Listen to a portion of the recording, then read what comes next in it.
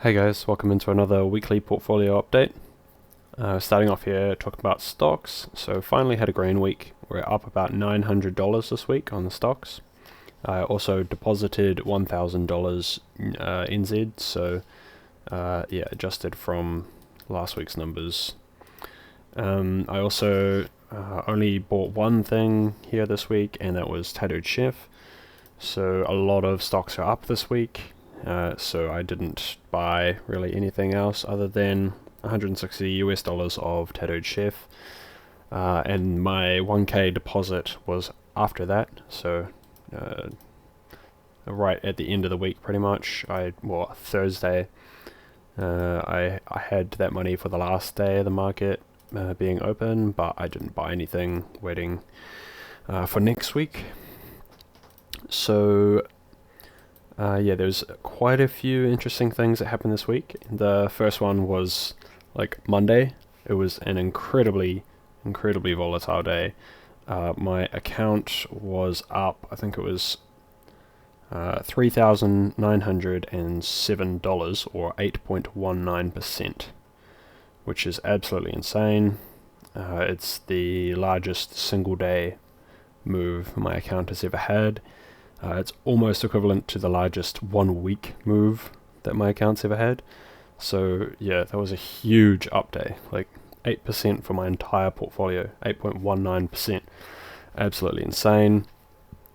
But yeah, rest of the week, most of it trickled away, and then ended up, I was actually down $100 for the week, and then last day saved me up 2.23% to get me in the positive for the week, with a $901 up. So just going to go through a few things. We'll have a look at the positions here in my Sharesies portfolio. You can see they are all as they're shown in the Yahoo Finance portfolio, down massively. Quite ridiculous losses now. Everything negative across the board, losing heaps of money. And same here in Hatch. And you can see on the graph, after these huge gains, we've lost all of them slowly since February, all the way down to barely any profits left. $700 left in this account in profits, and Sharesies is well down from what I've put into it.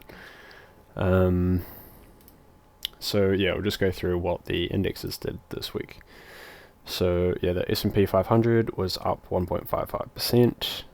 Interesting thing here, how Wednesday was going good until Wednesday, and then Thursday the market got scared and sold off, and then from Friday started moving back up again. So yeah, that's a interesting thing to note in the S&P 500, and it'll come into play later.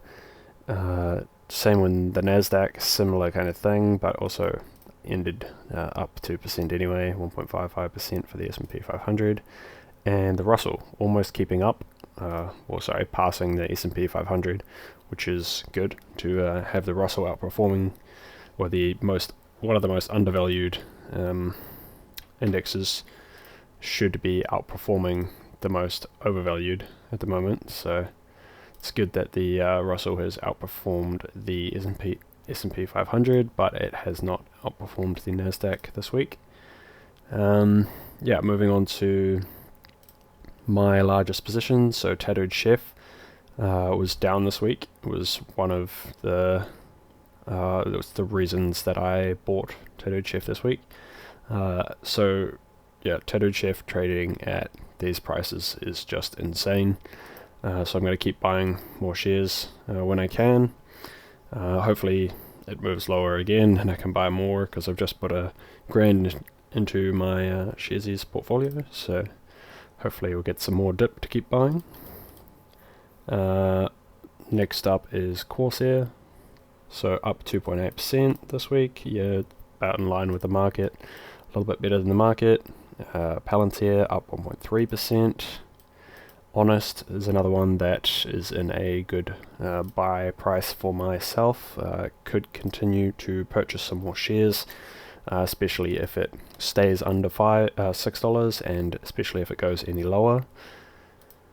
Onto the bit of drama that happened, I guess, this week. So there was a few earnings reports that came out, some of them quite large ones. So I've got some tabs open here. So PayPal had some poor guidance and just sold off 25.5%, which is insane. From just before earnings, 28% till now, as low as almost 30%. So yeah, as you saw in the S&P 500 and the Nasdaq, there was everything was doing well, and then the market started to get scared a bit. So from Wednesday kind of time. So yeah, I feel like this is part of the factors, like this stock here, and also Meta or Facebook did pretty much the exact same thing, sold off 25%, currently down 26.6% since just before earnings. So yeah, another huge downward movement.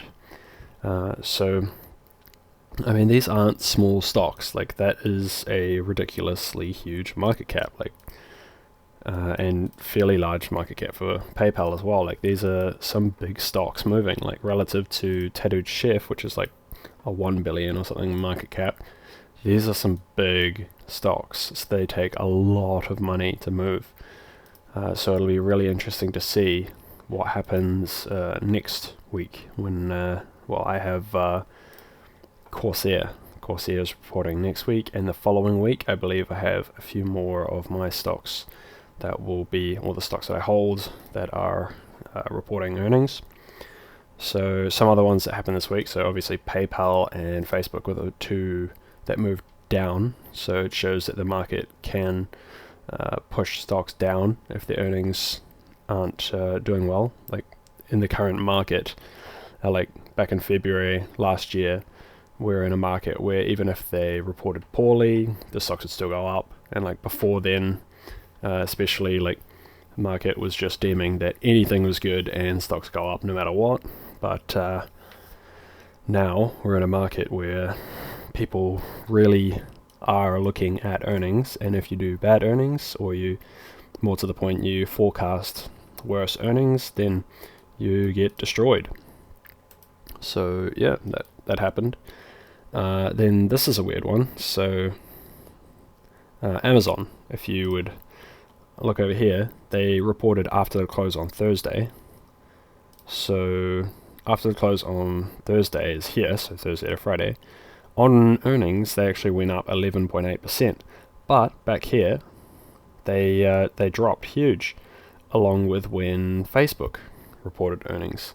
So presumably, yeah, along with the rest of the market, people became fearful about this earnings period because the first couple of stocks up, PayPal and Facebook, got hammered. So presumably that's why this sold off. Everyone was seeing those other stocks fall so much on earnings, and they're like, wow, okay, this is going to keep happening to lots of stocks, especially the large super cap stocks and all that, mega caps. So yeah, people sold off, but then obviously they decided they wanted to get back in. And the interesting thing was that guidance, in my opinion, wasn't even that great for Amazon. So yeah, it's kind of weird, but yeah, people decided to buy back in. But I don't follow Amazon that much, so couldn't actually say how great it was. Snap stock is another really interesting one. So they also sold off in preparation for earnings. So if we look back over here, Snap after close on Thursday as well. So this move here is just for no reason, on no news other than other companies reporting poor earnings. I suppose because it's a social media company, it probably makes a little bit more sense to sell off with Facebook, but like Amazon kind of seemed a little bit odd, especially given the market cap of Amazon, to sell off with a smaller stock, you know. But yeah, this is a $62 billion company, so when it sells off with Facebook kind of makes a bit of sense. And it moved down 23.5%, so that's actually pretty ridiculous for it to move down so far. But then the even more ridiculous thing is obviously this move here, so from the bottom there, it moved up 43%, like on opening basically. And then continued to rise to being up as much as 60% since they reported earnings. And ending up with about a 58.75% gain since earnings. So that's huge. That's just outrageously ridiculous. But what's even more interesting, in my opinion, that's all the way down here. Like, still down over 50%, just over 50% from 52-week highs. Like, that's insane. It went up 60% in half a week, and it's still down 50% from all-time high. 52-week highs.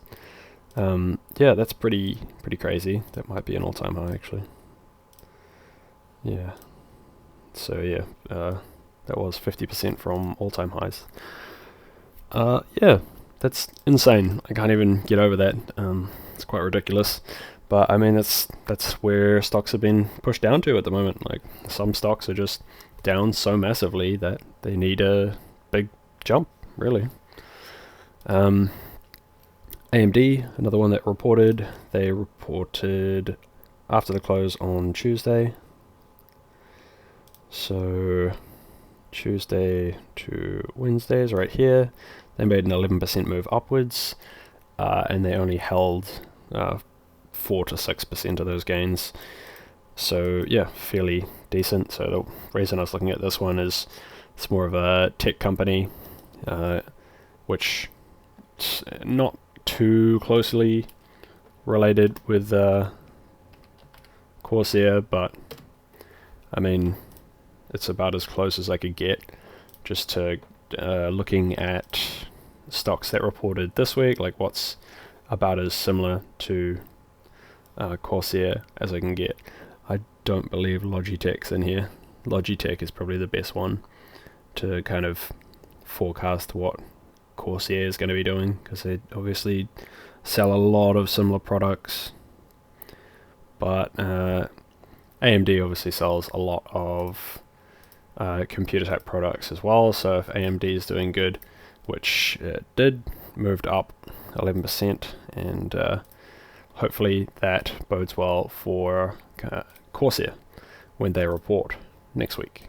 So next week after the close on Tuesday, Corsair will report earnings, and obviously it's a very large position for me. Corsair Gaming is my second largest position at the moment. Obviously changes on a daily basis because these two are fairly close together. But yeah, about $12,500 in Corsair at current value. Obviously I put a lot more than that into it because I'm down 30%. Probably over $16,000 into Corsair. So yeah, next week is probably going to be a fairly big week.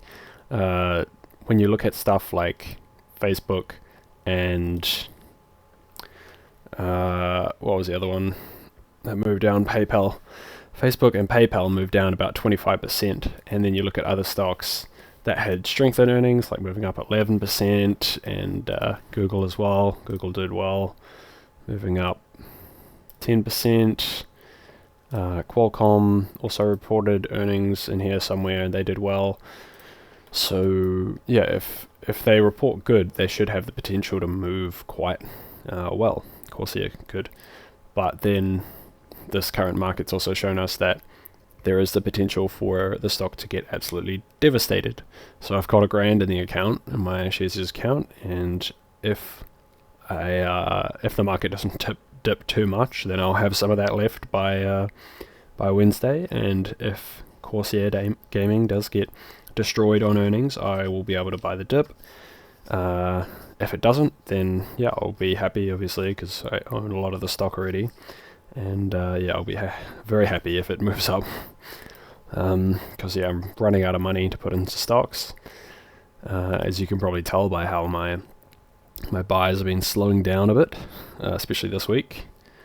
I did put $1,000 in, but I was really holding off on putting that money in because I don't want to go through all my cash.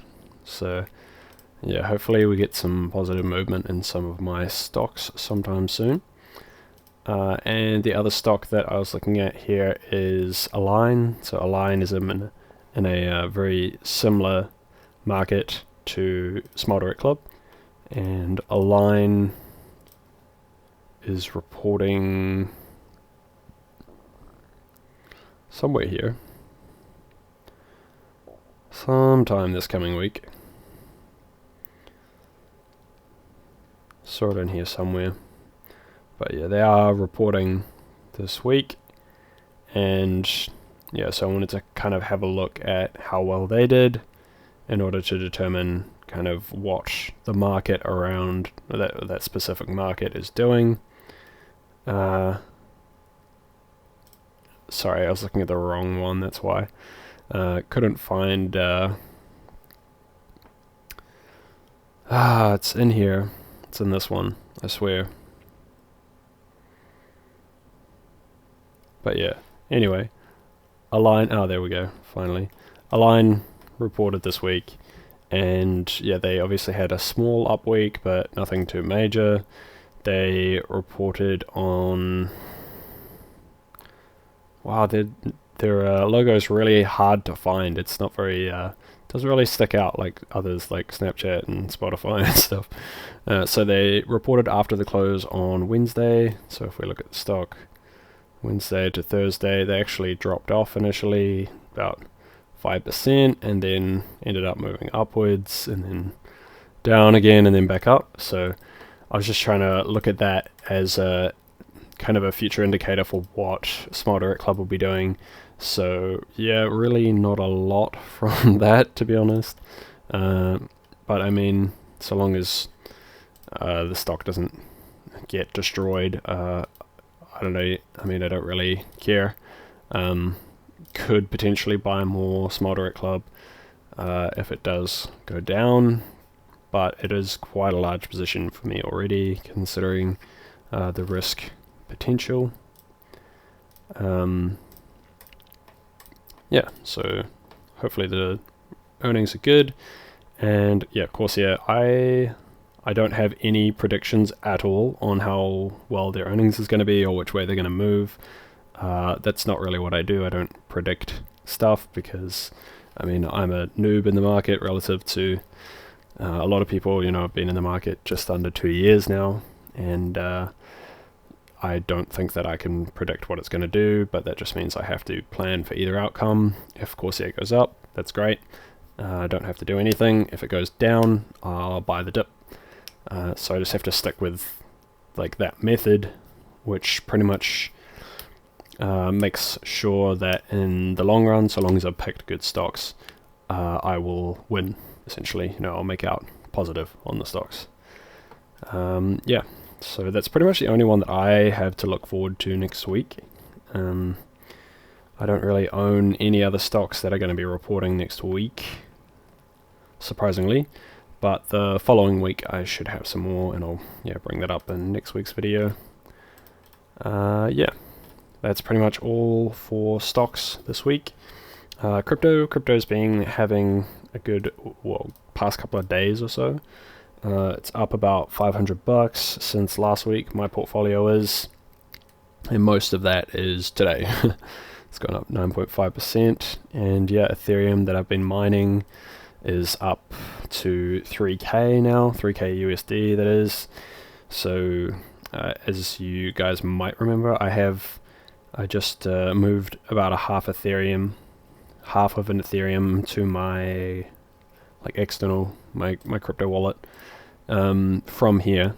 So about 10 days ago or so, and so that means I have about 0.58 Ethereum in my wallet, and then I've got another almost 0.1 here, so about 0.7, almost 0.7 in total, 0.7 of an Ethereum. So if we do 0.7 ETH to New Zealand dollars. Yeah, it doesn't like that. 3,000, roughly 3,000 or a little bit over New Zealand dollars that I have in current like unsold Ethereum that I've mined. So yeah, sitting on that until I feel Ethereum is recovered enough for me to consider selling it.